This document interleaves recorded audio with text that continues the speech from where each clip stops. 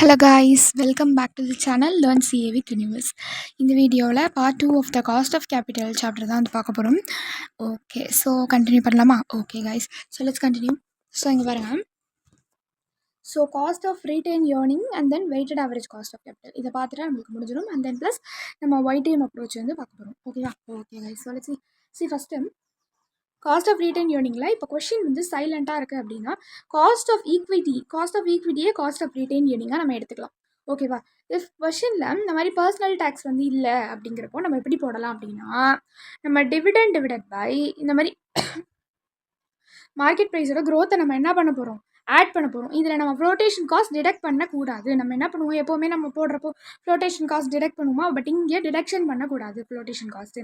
இப்போ personal tax வந்து present ஆயிருந்ததுன்னா அதுக்கு வேறு formula cost of equity into 1 minus personal tax என்னவோ அது போட்டு 1 மைனஸ் ப்ரோக்கரேஜ் போட்டோன்னா இதுக்கான ஆன்சர் வந்து கிடச்சிடும் ரீட்டைல் ஏர்னிங்க்கு. ஸோ ஃபைனலாக வெயிட்டட் ஆவரேஜ் காஸ்ட் ஆஃப் கேபிட்டலுக்கு வந்தாச்சு. ஸோ இதில் என்ன தான் சொல்ல வராங்க, இதுதான் ரொம்ப இம்பார்ட்டண்ட். ஓகேவா? ஓகே, ஸோ ஃபஸ்ட்டு இந்த மாதிரி டேபிளாக வந்து நம்ம பிரிச்சுக்கணும். ஓகேவா? ஸோ இந்த மாதிரி என்ன பண்ணணும், டேபிளாக வந்து நம்ம பிரிச்சுக்கிட்டா தான் it will be very easy. First என்ன பண்ண போகிறாங்க அப்படின்னா இந்த எஸ்எல் நம்பர் ஒன்றும் பிரச்சனை இல்லை, நான் சொன்ன 4 ஐட்டம் தான் எழுதியிருக்காங்க. Okay, cost of equity, cost of preference share and then retain earning and then வந்து டெப்ட். ஓகேவா? ஸோ இது எல்லாத்துக்குமே என்னென்னா இண்டிவிஜுவலாக நம்ம என்ன பண்ண போகிறோம், ஃபார்முலா அப்ளை பண்ணி நம்ம என்ன பண்ணியிருப்போம், ஆன்சர்ஸ் கண்டுபிடிச்சி வச்சுருப்போம். கரெக்டாக.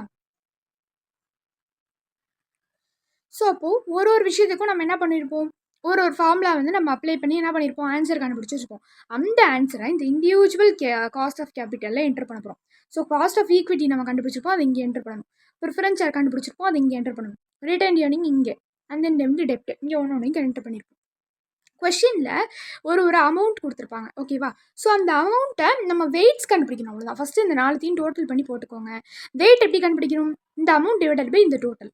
ஓகேவா? இதுக்கு எப்படி, இந்த அமௌண்ட் டிவைடட் பை இந்த total, next c divided by total. So அப்போது ஒரு அமௌண்ட்டும் அந்த டோட்டலும் கண்டுபிடிக்கிறப்போ நம்மளுக்கு வெயிட் வந்துடும்.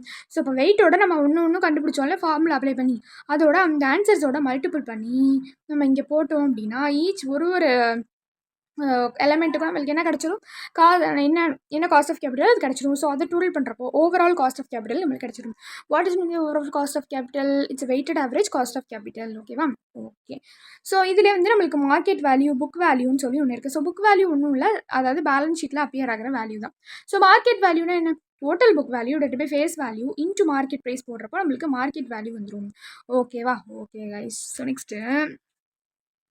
ஸோ இப்போ நெக்ஸ்ட்டு தான் என்ன பார்க்க போகிறோம் அப்படின்னா இந்த ஒய்டிஎம் அப்ரோச். ஓகேவா? ரொம்ப பாப்புலரான ஒரு மெத்தடு, நிறையா பேப்பரில் நம்மளுக்கு யூஸ் ஆகிற மெத்தட். இதுக்கு ஒன்றுமே இல்லை, என்னென்ன ஸ்டெப்ஸ் அப்படின்னா ஒன்லி 3 ஸ்டெப்ஸ். இங்கே ஃபஸ்ட்டு ஒரு டேபிள் போடுற மாதிரி இருக்கும், நெக்ஸ்ட்டு ஒரு டேபிள் போடுற மாதிரி இருக்கும், நெக்ஸ்ட் தேர்டாக கம்ப்யூட்டேஷன் பண்ணிட்டோம் அப்படின்னா இதுக்கான ஆன்சர் வந்து நம்மளுக்கு அரைவ் வைக்கணும். ஓகேவா? ஸோ ஃபஸ்ட்டு மெத்தட் என்ன, ஸோ ஃபஸ்ட்டு ஸ்டெப்பு என்னன்னு பார்த்தோம்னா டேபிள் கிரியேட் பண்ணுறது. ஸோ அந்த ஃபஸ்ட்டு டேபிள் என்ன, ஒன்றும் இல்லை, ஃபஸ்ட்டு வந்து இயர் 0ல் இருக்கப்போ நம்ம எப்படி போட போகிறோம் அப்படின்னா மார்க்கெட் ப்ரைஸ் மட்டும்தான் வச்சுக்க போகிறோம். என்ன பண்ண போகிறோம், கொஷினில் மார்க்கெட் ப்ரைஸ்ன்னு இருக்கும் இல்லையா, ஸோ அதை மட்டும்தான் இயர் 0க்கு நேராக போட போகிறோம்.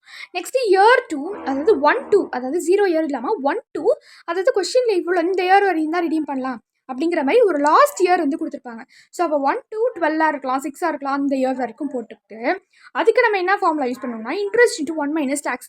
ஸோ அதுக்கான ஒரு வேல்யூ நம்மளுக்கு வச்சுக்கலாம். ஸோ இங்கே நம்ம ஒய்னு சும்மா வச்சுப்போம். நெக்ஸ்ட் வந்து இந்த லாஸ்ட் இயர் இங்கே 12 6 போட்டிருப்போம் இல்லையா, ஸோ அது வந்து இங்கே வச்சுக்க போகிறோம். ஸோ அதுதான் என்னது, ரிடம்ஷன் வேல்யூ. அதை வந்து டேரெக்டாக என்ன பண்ண போகிறோம், இங்கே போட்டுக்க போகிறோம். ஸோ இப்போ நம்ம எக்ஸிட்னு வச்சுக்கலாம். ஓகேவா? இப்போது இதோட என்ன ஆயிடுச்சு, ஃபஸ்ட்டு டேபிள் நம்ம முடிச்சிட்டோம். ஒன்றுமே இல்லை, கொஷினில் இருக்கிறத ஜஸ்ட் எடுத்து என்ன பண்ணணும், நம்ம அப்ளை பண்ணுவோம், அவ்வளோதான். நெக்ஸ்ட் திங் செகண்ட் டேபிள் தான் என்னதுன்னா செகண்ட் ஸ்டெப்பு.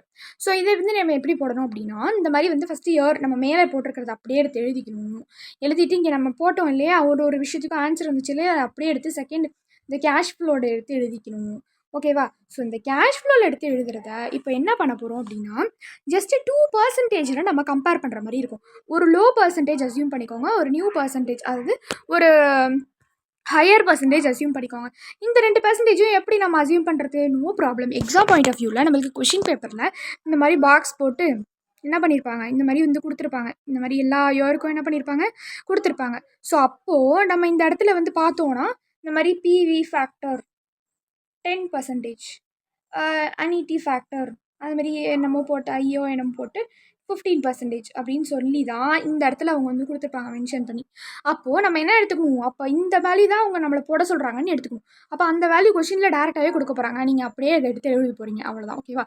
பட் இதில் தான் என்ன உங்களுக்கு ட்விஸ்ட்டு அப்படின்னா, நம்ம 0 வேல்யூவில் இருக்கப்போ நம்ம என்ன பண்ணணும், இன்ட்ரெஸ்ட் ஃபேக்டர் தான் எடுக்கணும். என்ன பண்ணணும், ப்ரெசென்ட் வேல்யூ ஆஃப் இன்ட்ரெஸ்ட் ஃபேக்டரை எடுக்கணும். இன்ட்ரெஸ்ட் ஃபேக்டரில் இந்த 5% என்னங்கிறத பார்க்கணும்.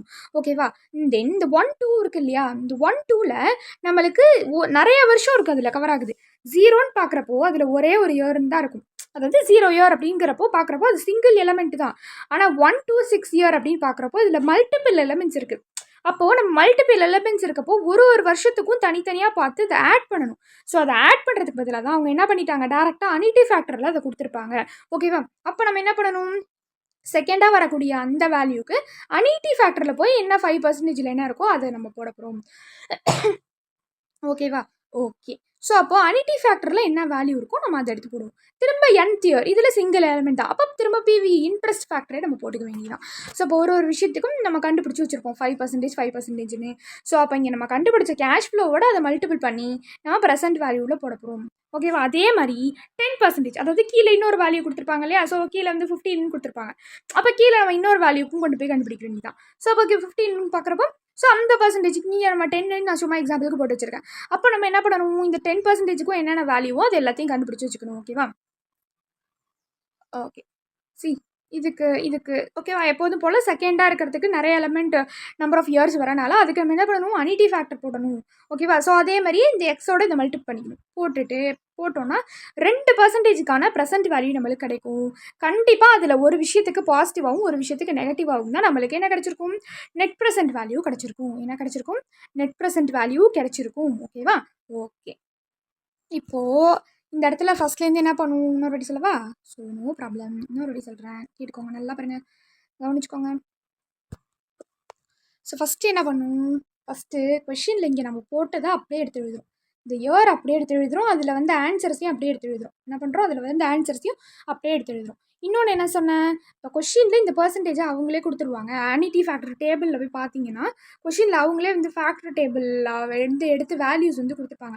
ஸோ அப்போ அதில் அவங்களே வந்து மென்ஷன் பண்ணியிருப்பாங்க, 2% தான் கொடுத்துருப்பாங்க. அப்போ நம்ம அதில் லோவஸ்ட் பர்சன்டேஜ் எடுத்து இங்கேயும் ஹையஸ்ட் பர்சன்டேஜ் எடுத்து இங்கேயும் போட்டுக்கோங்க, நோ ப்ராப்ளம். சரியா? போட்டுக்கிட்டு இப்போ போய் என்ன பண்ண போகிறோம், இந்த ஒரு விஷயத்துக்கான வேல்யூ என்னென்ன பர்சன்டேஜுக்கு என்னென்ன வேல்யூ கொடுத்துருக்காங்க அப்படிங்கிறத பார்க்க போகிறோம். அதில் நம்ம முக்கியமாக நோட் பண்ண வேண்டியது என்ன பாயிண்ட் நான் சொன்னேன், இந்த மாதிரி 1 to nth இயர் வரப்போ இதில் மல்டிபிள் இயர்ஸ் இருக்குது. ஸோ அதுக்கு என்ன செட் ஆகும், அனிட்டி ஃபேக்டர் டேபிள் தான் செட் ஆகும் அப்படிங்கிறதையும் சொன்னேன். ஸோ அதையும் வந்து செக் பண்ணிக்கோங்க. ஸோ அப்போ PV factor, annuity factor, PV factor இது எல்லாமே 5% கண்டுபிடிச்சி இந்த எக்ஸ் கேஷ் ஃப்ளோவோட மல்டிபிள் பண்ணி இங்கே போட்டுக்கணும். ஓகேவா? ஸோ இது வரைக்கும் புரியுதா? அடுத்தது என்னது, இப்போ 5% பண்ண மாதிரியே 10%க்கும் பண்ண போகிறோம். 10%க்கும் அந்த மாதிரி போய் ஃபேக்டர் டேபிளில் போய் வேல்யூ எடுத்து போட்டுட்டு திரும்பவும் இந்த எக்ஸோட மல்டிப் பண்ண போகிறோம். ஸோ எக்ஸோட இந்த இடத்துல நம்ம 2 டைம்ஸ் மல்டிப் பண்ணுறோம். ஒன்று இந்த 5%, அதாவது இந்த பர்சன்டேஜுக்கும், இன்னொன்று இந்த செகண்ட் ஹையஸ்ட் பர்சன்டேஜுக்கும். ஸோ 2 வாட்டி என்ன பண்ணுறோம், நம்ம மல்டிபிள் பண்ணி அதுக்கான ப்ரெசென்ட் வேல்யூ என்ன பண்ணுறோம், இங்கேயும் டிரைவ் பண்ணி வச்சிருக்கோம், இங்கேயும் டிரைவ் பண்ணி வச்சிருக்கோம். அப்போ அதை நம்ம டோட்டல் பண்ணுறப்போ நம்மளுக்கு 2 இடத்துல என்ன கிடைக்குது, நெட் ப்ரெசென்ட் வேல்யூ கிடைக்குது. ஸோ அப்போது ஒரு விஷயம் இதுலேயே ஒன்று பாசிட்டிவாக இருக்குது, ஒரு விஷயம் இதுலேயே ஒன்று நெகட்டிவாக இருக்கும். ஸோ அதை வச்சு தான் நம்மளுடைய தேர்ட் ஸ்டெப். ஸோ இதுதான் நம்மளுக்கு formula. So calculation of internal rate of return formula வந்து இதுதான். ஓகேவா? ஸோ இதில் என்ன பண்ணியிருக்காங்க, ஃபஸ்ட்டு லோவஸ்ட் பர்சன்டேஜ் ரேட் நம்மளுக்கு இந்த கொஷனில் என்ன, அது 5% இருந்தது. அப்போ இங்கே 5%. நெக்ஸ்ட்டு பாசிட்டிவ் என்பிவி அது இந்த இடத்துல வந்து ஆன்சரு, அப்போ மேலே இங்கே போடணும். ஓகேவா? Different in MPV. ஸோ இந்த ஆன்சருக்கும் என்ன டிஃப்ரெண்ட் வந்திருக்கு, ஸோ இந்த ஆன்சருக்கும் 2 எம்பிவி பாசிட்டிவும் நெகட்டிவும் இருக்கு இல்லையா. ஸோ இங்கே பாசிட்டிவும் இங்கே நெகட்டிவும் இருக்கும். ரெண்டுத்துலேயும் என்ன டிஃப்ரென்ஸ்னு பார்க்கணும். இது ஆல்ரெடி நெகட்டிவில் இருக்கனால மைனஸும் ப்ளஸ் ஆகிடும். அதனால 2 ஆன்சர் நீங்கள் ஆட் பண்ணி தான் இங்கே போடுற மாதிரி இருக்கும். ஸோ அதில் கன்ஃபியூஸே ஆகாதீங்க, ரொம்ப இந்த இடத்துல நோட் பண்ணுங்கள். ஓகேவா? என்ன போட்டிருக்கேன், ஸோ 2த்தையும் டிஃப்ரென்ஸ் பண்ணி தானே போடணும். 2த்துலேயும் என்ன டிஃப்ரென்ஸ் இருக்குது, 5 அப்படின்னு சொல்லி டேரெக்டாக எடுத்து போட்டுறாதீங்க. சரியா? இப்போ 5ம் 10ம் பார்க்குறப்போ இந்த இடத்துல 5, இந்த இடத்துல -10ன்னு வரப்போ இந்த இடத்துல நம்ம டிஃப்ரென்ஸ் பார்க்குறப்போ இந்த இடத்துல மைனஸ் இன்ட்டு நெகட்டிவ்னு தான் வரும். அப்போ இதோடைய ஆன்சர் மைனஸில் இருக்கும். நம்ம ஆட் பண்ணுறப்போ இது ப்ளஸ்ஸாக மாறிடும். அதனால 2 ஆன்சரையும் ஆட் பண்ணி தான் இங்கே போடுற மாதிரி இருக்கும். சரியா? ஓகே. ஸோ அது மாதிரி இப்போ டிஃப்ரென்ஸ் இன் ரேட்டில் நெகட்டிவ் இருக்காது. ஸோ இப்போ 5 to 10%ன்னு பார்க்குறப்போ 5%லாம் அது என்ன இருக்கும், நம்மளுக்கு ரேட்டாக இருக்கும். ஸோ அப்போ நம்ம டேரெக்டாக எடுத்து டிஃப்ரென்ஸ் ரேட்டில் என்ன டிஃப்ரென்ஸோ அது போட்டு ஃபார்முலாவில் அப்ளை பண்ணிட்டோம் அப்படின்னா இந்த இடத்துல காஸ்ட் ஆஃப் டெப்ட், அதாவது நம்ம ஸ்டார்டிங்கில் சொன்னோம் இல்லையா, ஸோ அந்த இன்டர்னல் ரேட் ஆஃப் ரிட்டர்ன் நம்மளுக்கு கிடச்சிரும். ஓகேவா? ஓகே. ஸோ இது ரொம்ப ரொம்ப இம்பார்ட்டண்ட்டான ஒரு விஷயம். ஸோ எங்கேயுமே வந்து ஸ்கிப் பண்ணாதீங்க. ஓகே. ரொம்ப வந்து கவனமா கவனிச்சா தான் இந்த ஒரு ஒரு நுணுக்கமான பாயிண்ட்ஸும் வந்து உங்களுக்கு புரியும். ஓகேவா? நான் நெறைய பேப்பர் வேஸ்ட் பண்ணி கம்ப்ளீட்டான ஒரு ஃபார்மேட் ரெடி பண்ணணும் அப்படிங்கிறதுக்காக தான் நான் இவ்வளோ தூரம் வந்து இத ரெடி பண்ணனே. ஸோ இதுலயுமே அப்பயும் கொஞ்சம் கொஞ்சம் அங்கங்க அடிச்சு வச்சுட்டேன். So sorry. ஸோ இருந்தாலும் நான் நெறைய பேப்பர் வந்து வேஸ்ட் பண்ணியிருக்கேன். இந்த மாதிரிலாம் ஒரு ஃபார்மேட் வந்து நம்ம கிரியேட் பண்ணணும். எக்ஸாம்ல ஈஸியா இருக்கணும் அப்படிங்கிறதுக்காக. ஓகேவா? Okay guys. உங்களுக்கெல்லாம் நோட்ஸ் வேணும் அப்படின்னா டெலகிராம் குரூப்ல ஜாயின் பண்ணுங்க. ஃப்ரீயாவே எல்லா நோட்ஸும் நான் போட்டிருக்கேன். ஸோ எடுத்துக்கோங்க. ஓகேவா? ஸோ வீடியோ போட்டு முடிச்சுட்டு நான் எல்லா வீடியோவும் எஃப்எம் வீடியோ போட்டு முடிச்சுட்டு கண்டிப்பா நான் என்ன பண்ணுவேன், எஃப்எம் உடைய பிடிஎஃப் வந்து அப்லோட் பண்ணிடுவேன். ஓகேவா? Okay guys. ஏதாவது டவுட் இருந்துச்சு அப்படின்னா கமெண்ட் செக்ஷன்ல சொல்லுங்க. Okay. Until then this is Swetha signing off. Thank you.